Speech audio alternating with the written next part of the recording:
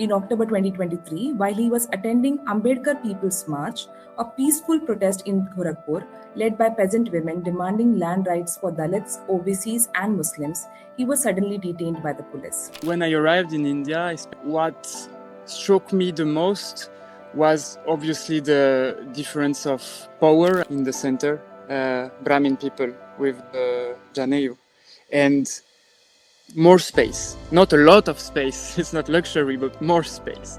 And in the corners, people without Janeyo, packed next to the toilets with much less space. People will use jail as a tool for extortion. They kept my passport sealed at the Thana, at the Gorakhpur police station. They live between despair and hope.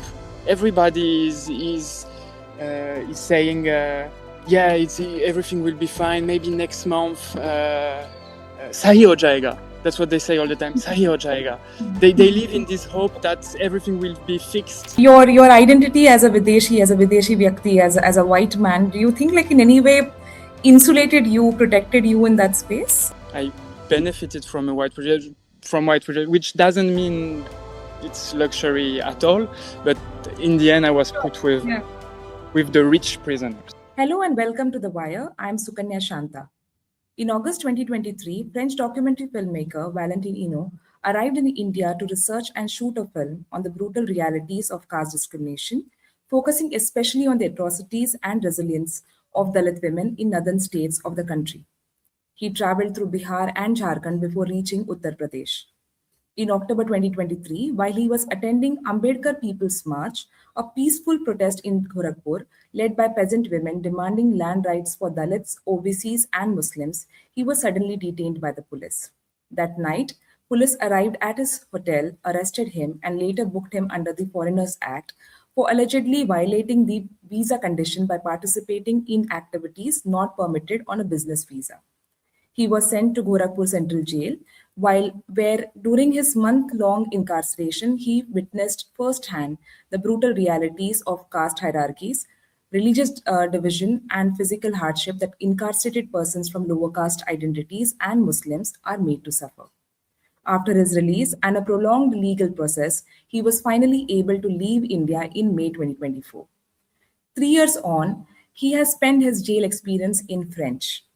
The title of the French book translates to I Had an Indian Dream in the Hell of Gorakhpur Prison. Today, we are joined by the filmmaker and author himself to discuss his journey, the arrest, his time in Gorakhpur jail, and what the book reveals about India's enduring realities. Welcome to The Wire, Valentin. Thank you for joining us. Thank you very much. Can you tell us why you chose to come to India and most importantly, focus on the issue of caste? At the beginning, it was just a trip. I didn't have any professional project in India. I was just attracted to India, as many Westerners are. I thought it's the land of spirituality. I had lots of imagination about sadhus, Himalaya. Very confused, but I had an expectation. And when I arrived in India, I spent time there.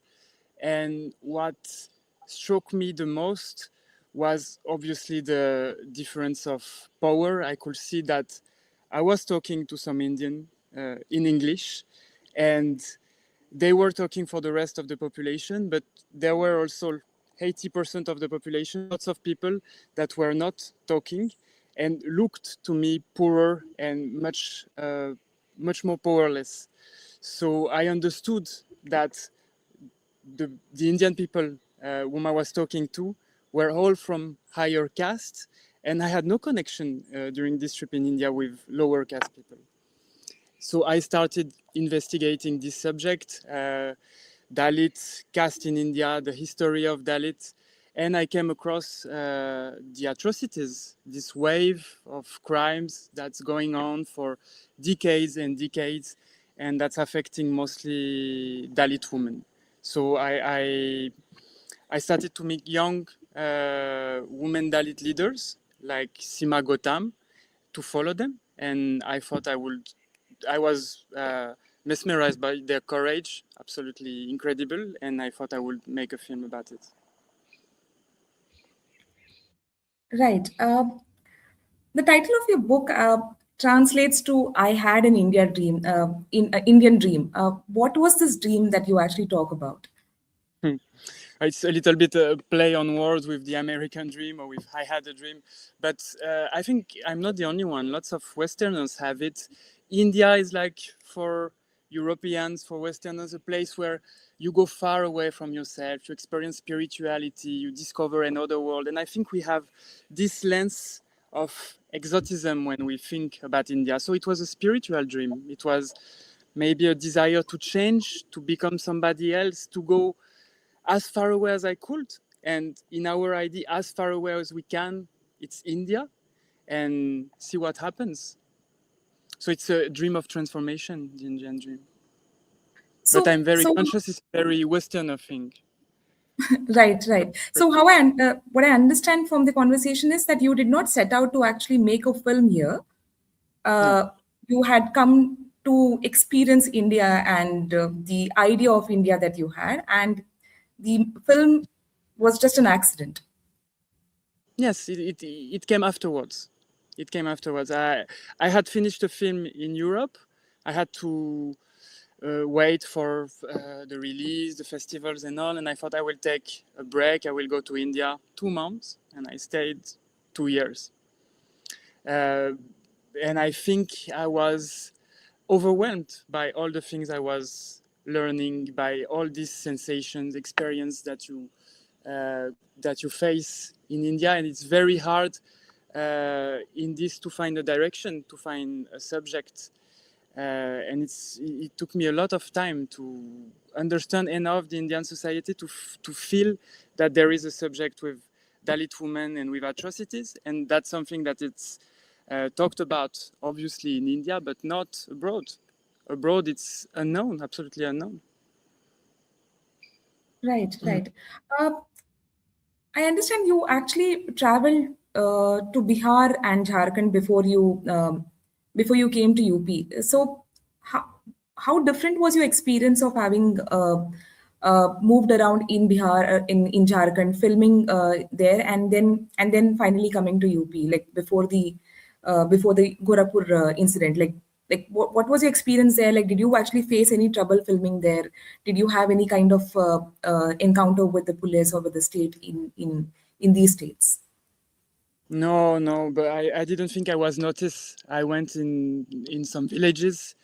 I was not filming actually. I was only researching. So I met potential characters. So I met some woman, and I was thinking, is there a story here or a little bit further?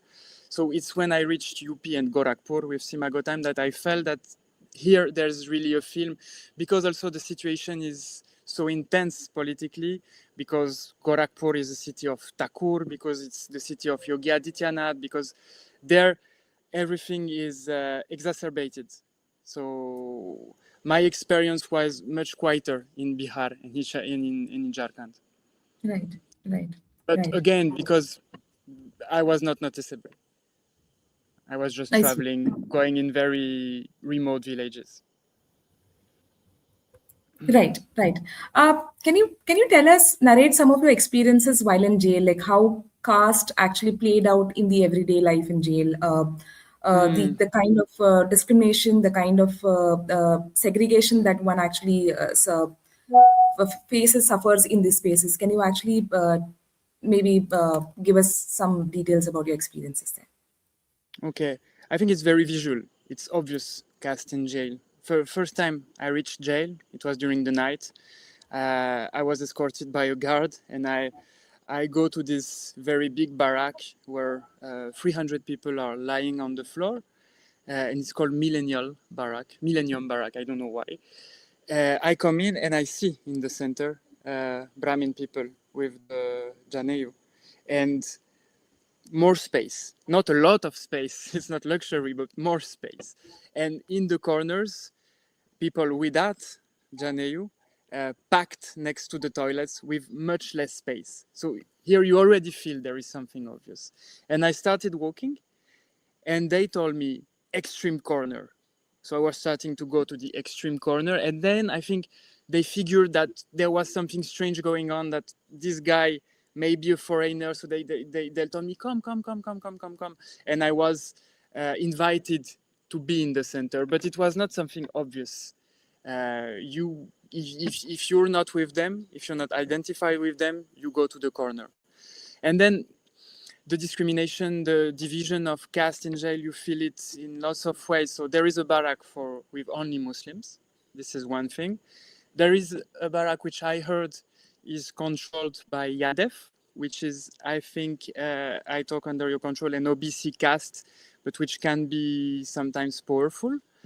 Another obvious caste discrimination is with Muslims and the phone, because access to the phone should be a right, but it's not granted automatically. Even I had to beg the jailer to give me this access and to be able to talk with my family that I didn't know if they knew I was alive. And Muslim prisoners go through an ordeal for that. They are waiting for months, for years sometimes, without having access to the phone. And it's known, it's a known fact that if you're Muslim, it will be a very hard process if you want to call your family or to call your lawyer even. Then there are the jobs in jails. Some are better than others. So the sweepers are all Dalit or Muslims. Lots of young Muslims are used by other prisoners as servants, more or less, to bring them their food, to fill their bottle of waters, to bring their newspapers. So you see that. And lots of these young Muslims are booked under sexual harassment cases that you feel it's love jihad. So there is also this thing. Yeah. And then the kitchen. Sorry, it was a long answer, but no, then the kitchen is important to have a job at the kitchen, because then you have control on the food. And there I have seen only Brahmins in the kitchen. So the National Crime Report Bureau, the NCRB, which actually is the only Indian agency which actually puts the numbers together of the prison population. So it's like it's where you get your data from. Says that like around 60 to 70% of the prison population comes from the SC, ST, OBC communities across religion, be it Hindu or Muslims. It's essentially the lower caste, the Bahujans, who actually comprise the maximum portion of the Indian prisons. So my understanding from the prison data and also from what you're saying is. So the maximum population of the prisons that you actually must have seen must have actually come from the Dalit community, from the OBC community, from the Muslim community, and the Janayu wearing Brahmins might be very few in numbers, if I'm right. Yeah. I would say very few. There were some of them, but less. Yes, less obviously. But also it's a reflection of the population. Which percentage they represent in Indian population, I don't know. The Savarnas, maybe 20%. So I felt there were higher caste people. There were. Right. And especially Brahmins. But yes, in low numbers. Right. Right. Also, going back to the NCRB data, the data says that around close to 30% of the prison population is unlettered. They are not the ones who can read or write any language. Close to 40% of them are semi-literate, must have actually been to school but have not completed, say, schooling until, say, even class 10. So knowing any foreign language, like English is foreign, definitely French is a language that they wouldn't have spoken in. So how did you go about actually, and the times, a month even a day in prison is excruciating, is a difficult time, but going by the experiences of people, especially the Bahujan communities, which end up in jail for prolonged period, that 1 month period is a very short period in that comparison. And to establish a kind of contact, a kind of communication with the community there, how did you go about building that? Like, was that a challenge? The language, I'm sure, was a major barrier. Like, could you tell us a little more about that? I was not a reporter in jail. I was a man in jail. So I was focused on my case, on understanding the dynamics to just survive, not have problems with other detainees. So things go very quickly, and you relate with prisoners very quickly because you have lots of time also, because you are 24 hours there with them.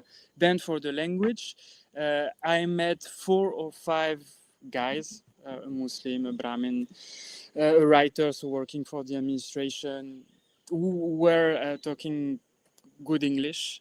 So I could have lengthy conversation with them and ask them lots of questions.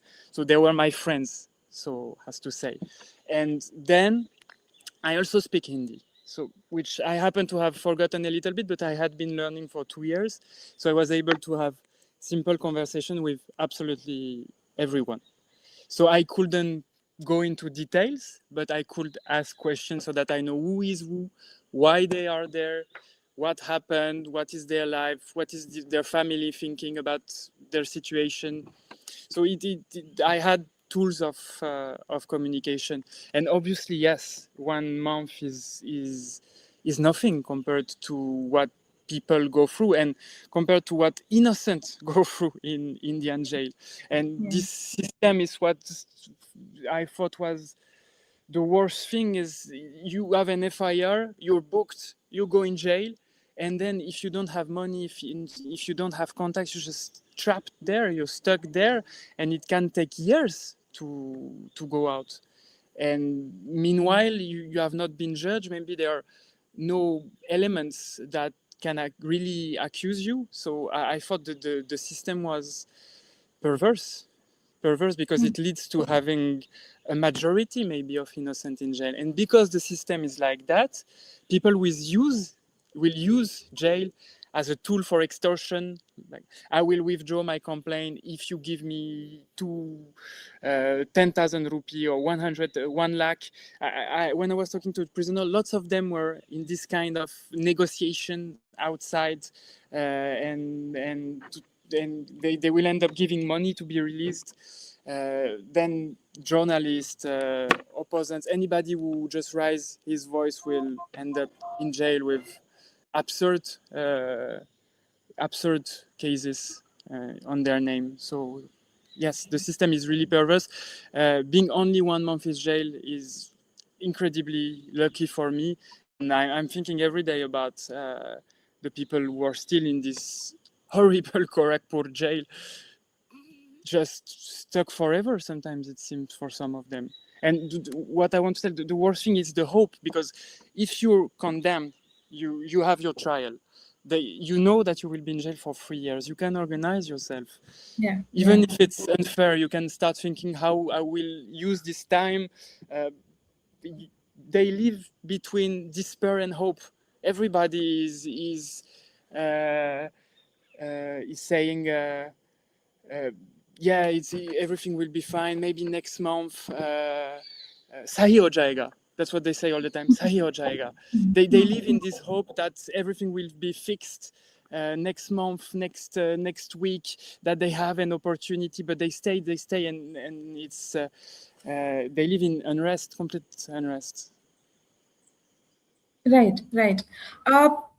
So the discrimination that you're speaking about was essentially in the hands of prison officials or also other fellow incarcerated persons. The Savarnas, like were they also the one who were participating in discriminating on the basis on the lines of caste, on the basis of religious identities? Like, did you also come across something like that? Yeah. The fact that there is untouchability, a Brahmin will not sleep next to a Dalit in jail. And some of them were controlling some of the barracks, but I think it's sometimes also linked to some gangs. And honestly, I didn't go that deep into the dynamic. I didn't stay enough to understand who is responsible for what. What I know is from the administration, the jati was extremely important. You ask your jati all the time. Jati. That's the first thing they ask you.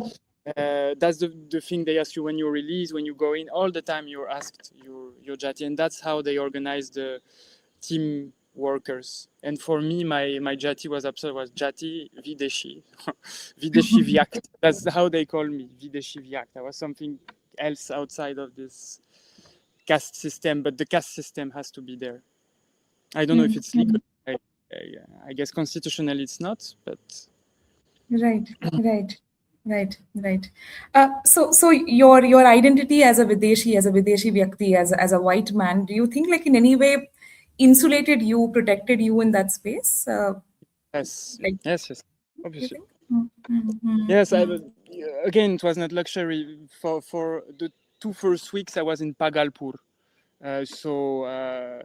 where the barrack where they used to put all the crazy people, the psychiatric cases, and it was a privilege already because there's more space. You lie on the floor, it's dirty, but you can sleep like that. Okay, you don't have to, because in some of the barracks you don't even have the space to sleep on your back. You have to sleep on the side. So that was already a privilege, and they took me there without asking me any money because I was white and because the jailer had said treat him correctly. After that, I was moved to the hospital. Obviously, it's not a hospital. It's just a better place where there are 50 beds. And there is a floor which is washed every day. It's a little bit better. You have a bed. There are downsides because it's also where they bring dying people. So one night about 2, you will hear dying people screaming in the night. So I don't know if if you make the balance which one is better. But as a white person, I was also protected from extortion, and I think this is another thing that makes life of prisoners hell. It's extortion by guards for everything, especially for the mulakat. So to meet the family, there are 3 doors to cross, and they will ask them money at each and every door. And same thing for the way back when they bring fruits or clothes that their family brought to them. They have to go through this tax system. So they are being taxed all the time and blackmailed. Or I remember I had a friend, he had to be released. At last minute, they took him and said, no, a paper is missing. You won't be released today. And he was terrified. And they just wanted his last banknotes from him. So there is this permanent extortion system. And I was somehow protected from that.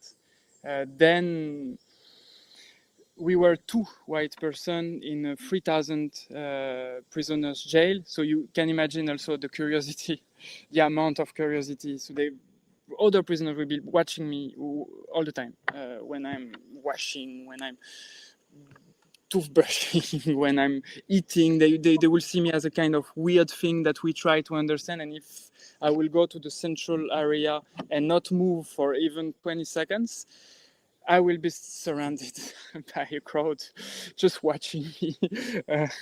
And sometimes I was joking about that. I was pretending to myself I was doing a meeting and I was saying, Adhikar ke liye, lariye, lariye. I was trying to make this joke. But yeah, the curiosity was bottomless. But your question was about white privilege in China. Yeah, I benefited from white privilege, which doesn't mean it's luxury at all. But in the end, I was put with the rich prisoners. One was a director of hospital, and where I could witness who was serving them. And just going back to something that you mentioned about the extortion that actually happens in the hands of guards. One of the major issues that having covered prisons for a very long time and at the wire we actually write on the prison space very extensively. One of the issues that keeps getting highlighted again and again is the difficulty in getting yourself getting produced before the court. So from the prison to court, that journey is almost an impossible. It's an uphill task. So what they call yeah. they call it So in jail. So that, did you come across anybody who have been incarcerated for long but have been actually really waiting for months to have that one court appearance? Have you come across something like that? I don't know for the first court appearance, but I remember the prisoner were gathered in the morning. They will call them when they have to bring them for PC, for presentation to the court, and lots of time they will cancel it last minute. And it happened to some of my inmates friends that for months and months and months every appearance to the court was cancelled. So they will prepare themselves because there is, I don't know why they do that, but they have to, even as a prisoner, you have to dress well to appear in front of the court. So they get prepared for that. They go in the morning, they gather in front of the main door, and then they will tell them, no, it's cancelled. And I don't know why, but it looks like a mental torture. I will make you believe that you will appear and you won't. And then there was another process. I remember every 2 weeks, we would gather for hours in front of one of the buildings of the jail, and they will call us one after the other, and we will appear in front of weird court with a microphone. You will say your name, your father's name, and your birthplace. I remember, and over. And there was this traditional process, but that nobody will really understand what's happening there. It looked like they were just counting that everybody is alive. And then, yeah, what I remember is that absolutely nobody almost had been judged. Most of them, Yeah. they had appeared several times, but it was not over, and they had no visibility on when it will be over. If it's in 1 month, in 1 year, it's pure confusion. Right, right, right. Uh, so you set out to actually make a documentary film on caste system and with a focus on Dalit women and their struggles and resilience. And you ended up actually being in jail. So I'm like, while you were preparing, I'm sure like no amount of preparation will ever prepare anybody to face incarceration. So when you ended up in jail, your it must have had like a taken a toll on your on a mental health, on must have completely unsettled you. So how did you, because and you also speak about people not knowing when their cases will actually get will become concluded. There is absolutely no understanding of the trial. So in your case, like how did you grapple through all of that? I had absolutely no confidence in anything. At the beginning, I thought maybe the first day it was not so serious and I was innocent, so I will go out. And then I understood that this line of thinking was not correct. You can be innocent and stay in, and for a very long time. And then I started to be extremely afraid, fear, big fear, because newspaper started coming in with double page with my face, and they were saying, yeah, maybe there is international conspiracy, this weird guy trying to organize chaos. And I thought I will be booked under UAPA, and I thought I will have years ahead in jail, and plus lots of not only prisoners but also doctors, people working in the jail were just looking at me like that as if I was some kind of dangerous thing. So I thought, ooh, my situation is getting worse and worse absolutely every day. I don't know where it will end. And so yeah, very big fear. And then to cope with that, I thought I was very angry against them, not for what they are doing to me, but for what all of the things they are doing against journalists, against Dalit, against Muslims. So I thought they put me there in jail, and this is an occasion, this is an opportunity for me to write about it. And if I ever go out, I will write anything I can. So they gave me that power. I will take it. So I started writing after the second day or the third day, and then it became a habit, because as you can imagine, there is absolutely nothing to do in jail except being in line and waiting for your food. But for the ones who work, yes, there is something to do, but when you just came in, you're not working. And writing every day more and more and more, asking questions to other prisoners, trying to understand the system. And there's something else that helped me a lot with other prisoners, we were joking a lot. We were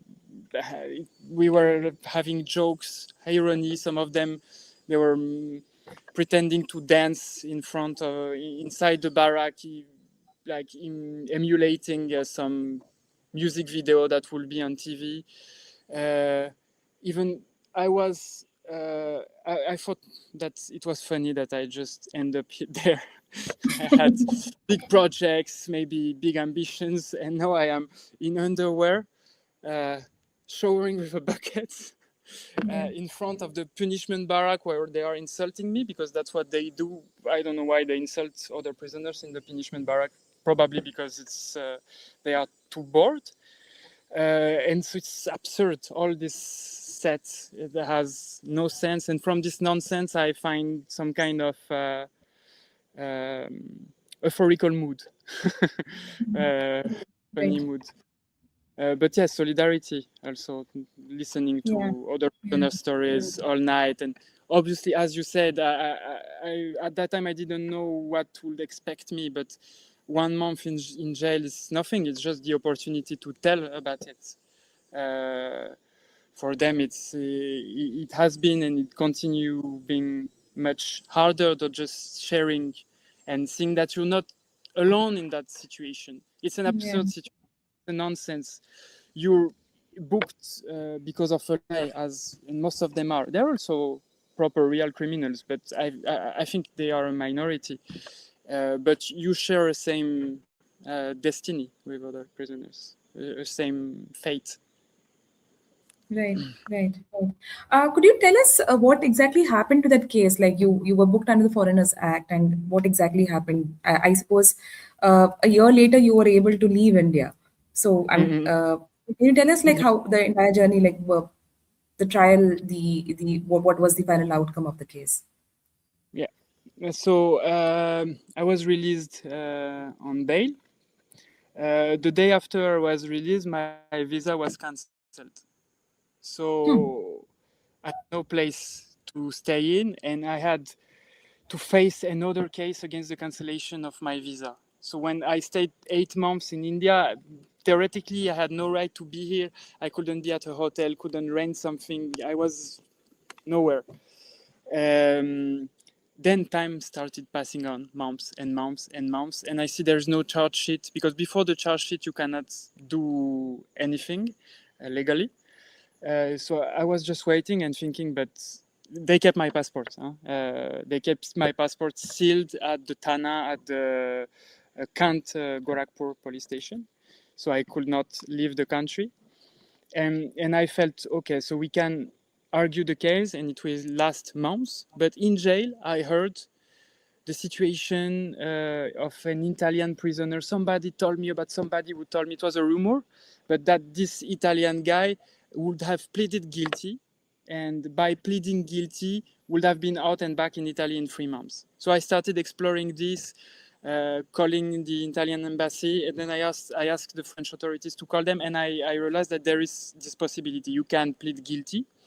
So then I asked the lawyers who wanted their fee, so they wanted to fight the case, they didn't want to plead guilty. I asked them to plead guilty. And they made a deal with the judge there in the local court of Gorakhpur, that I would plead guilty and I will get a fine, and I would be sentenced to 1 month already done. So I went there in Gorakhpur. He asked me, "Do you confess your crime?" I said yes, not knowing what is this crime. I didn't know what they are talking about. Even in the charge sheet, I think they don't know what they are talking about. Visa violation. It should be illegal financing of NGOs, but there is no NGOs, no financing, so it's hard. Anyway, I decided to plead guilty because it's the only way out. And why in India, no place to stay, impossible to work, to earn money. I was just completely stuck. I pleaded guilty, and then the case was over, right? But it was not the end, because there was a lookout circular Notice. on my name, preventing Yeah. me to cross the border. And this could be removed only by the people who had put it, and we didn't know who had put it. And then we investigated, and it's probably Uttar Pradesh police. And then from there, there was a very strange moment at the Gorakhpur Thana when I was arrested at the police station. I meet this guy who is superintendent of police. His name is Krishan Bishnoi. And he starts being very aggressive with me. Why are you here? Why do you want to make a film? These people, the Dalit, are doing very well. Go back to your country. He was talking to me like that, then trying to make me give out the names of the activists. That's the way he was treating me. And then he told me, I did Sciences Po, which is a French university. And I told him, but me too. And it's true, me too. And so when he understood that we had the same background, he started being much nicer. And he would even almost tell me, go out, take your bag. And then somebody will whisper something in his ear. He will disappear and I will go to jail and never hear about him anymore. But he gave me his number. So I had his number. So I asked the French embassy to call him. And as he will have correct relation with them, he would remove it. He will remove it, and finally I could go out. But that's at the end, days and days, going to the embassy, trying to force them to act for me, because French embassy didn't help me at any stage. And that was, I wanted to say, very weird, this case of Krishan Bishnoi, a man who has Western education, who has presented himself as being having Norwegian, French relation, working in the NATO, in NGOs, and he ends up being superintendent of police in Yogi Adityanath's city of Gorakhpur. It's a very surprising encounter. Right. So this film that you had actually set out, this documentation project that you had actually set out to, and which landed you in in this mess. What happened to it? Like, did you finally manage to finish the film? Like, what happened to the film?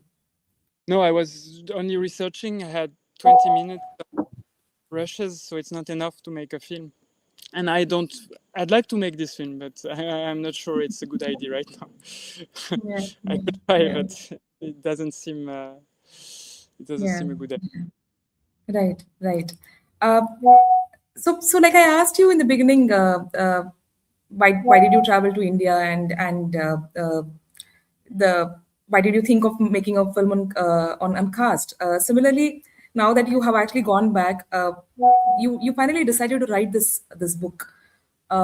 So why did you feel the need like that this experience of yours should be in some form, like actually documented in a form of a memoir? And what was the thinking process behind putting this book together?